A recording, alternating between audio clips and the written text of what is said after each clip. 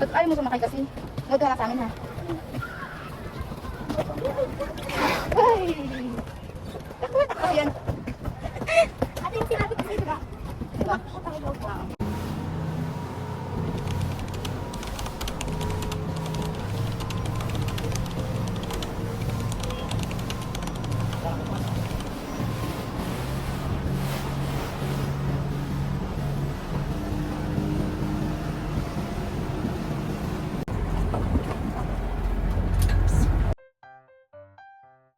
Bukod sa parasailing, sinubukan din namin yung crystal kayak at saka yung paddleboard. Sa paddleboard naman, wala kaming picture or video kasi tatlo kami nakasakay doon. Hindi na namin naisipan mag-video pa kasi nag-enjoy na kami.